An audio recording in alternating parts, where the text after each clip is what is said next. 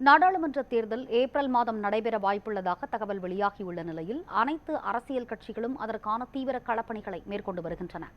அது குறித்த செய்தி தொகுப்பை பார்க்கலாம். மக்களவையின் பதவிக்காலம் வரும் ஜூன் மாதத்துடன் நிறைவடைய உள்ளது. அதன் காரணமாக ஏப்ரல் மாதமே நாடாளுமன்ற தேர்தல் நடத்தப்படும் என எதிர்பார்க்கப்படுகிறது. அதன் அடிப்படையில் அனைத்து கட்சிகளும் தேர்தல் களப்பணிகளில் தீவிரமாக ஈடுபட்டு வருகின்றன.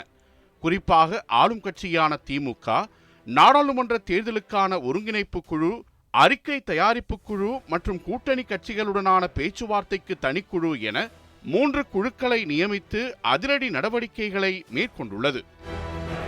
அண்மையில் சேலத்தில் இளைஞரணி மாநாட்டை நடத்திய திமுக அதன் தொடர்ச்சியாக நாடாளுமன்ற தேர்தல் ஒருங்கிணைப்பு குழுவின் முதல் கூட்டத்தையும் நடத்தி முடித்துள்ளது.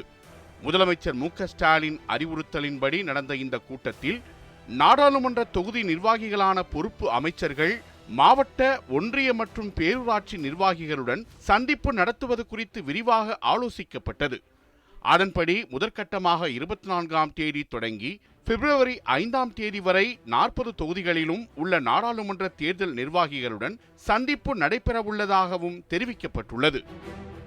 எதிர்க்கட்சியான அதிமுகவும் தேர்தல் பணிகளில் மும்முரம் காட்டி வருவதை எடுத்துரைக்கும் விதமாக நாடாளுமன்ற தேர்தலுக்கான தொகுதி பங்கீடு, தேர்தல் அறிக்கை, பிரச்சாரம், விளம்பரம் என அனைத்து பணிகளையும் மேற்கொள்ள தனித்தனியே குழுக்களை அமைத்துள்ளது அதிமுக. இதற்கான அறிவிப்பை கட்சியின் பொதுச் செயலாளர் எடப்பாடி பழனிசாமி வெளியிட்ட நிலையில் பாஜக கூட்டணியை விட்டு வெளியேறிய அதிமுக நாடாளுமன்ற தேர்தலில் தனி கூட்டணியை ஏற்படுத்தி போட்டியிடும் என கட்சியின் தலைமை அறிவித்துள்ளது. திராவிட கட்சிகளுக்கு போட்டியாக களமிறங்க உள்ள தமிழ்நாடு பாஜகவும் நாடாளுமன்ற தேர்தலை எதிர்கொள்ள பல்வேறு வியூகங்களை வகுத்து வருவதாக தகவல்கள் வெளியாகியுள்ளன. குறிப்பாக தமிழ்நாடு பாஜகவில் நாடாளுமன்ற தொகுதி மற்றும் சட்டமன்ற தொகுதிகளுக்கு பார்வையாளர்களையும் பொறுப்பாளர்களையும் கட்சி தலைமை நியமித்துள்ளது. அத்துடன் தமிழ்நாட்டில் உள்ள 39 தொகுதிகளுக்கான வேட்பாளர்களை தேர்ந்தெடுக்கும் பணிகளை விரைந்து தொடங்குமாறு மாநில தலைமைக்கு தேசிய தலைமை உத்தரவிட்டுள்ளதாகவும் தெரிகிறது.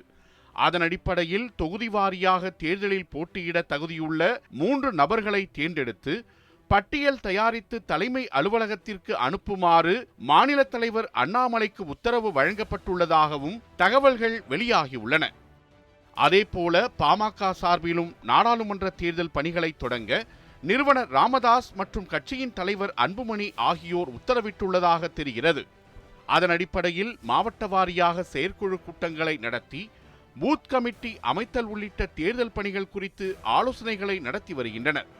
திமுகவுடன் கூட்டணியில் உள்ள விடுதலை சிறுத்தைகள் கட்சியின் சார்பிலும் திருச்சியில் வரும் 26ஆம் தேதி வெல்லும் சனநாயகம் என்ற தலைப்பில் மாநாடு நடத்த திட்டமிடப்பட்டுள்ளது.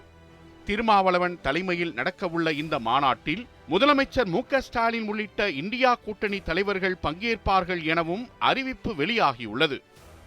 விரைவில் நடைபெறவுள்ள நாடாளுமன்ற தேர்தலில் நாம் தமிழர் கட்சி தனித்து போட்டியிடுவது என்ற நிலைப்பாட்டை கொண்டுள்ளது. அந்த கட்சி போட்டியிட்ட அனைத்து சட்டமன்ற, நாடாளுமன்ற தேர்தல்களிலும் இதுவரை தனித்தே களம் கண்டுள்ளது. அதனை அக்கட்சியின் பலமாக கருதுவதால் இம்முறையும் தனித்து போட்டியிடுவதையே முடிவாக கொண்டுள்ளதாக தகவல் தெரிவிக்கப்பட்டுள்ளது.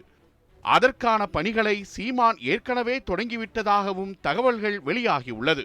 அனல் பறக்கும் தமிழ்நாடு தேர்தல் களத்தில் அரசியல் கட்சிகளின் ஒவ்வொரு முடிவுகளும் மக்கள் மத்தியில் என்ன மாதிரியான மாற்றங்களை கொண்டு வரப்போகிறது என்பதே அனைவரின் எதிர்பார்ப்பாக உள்ளது.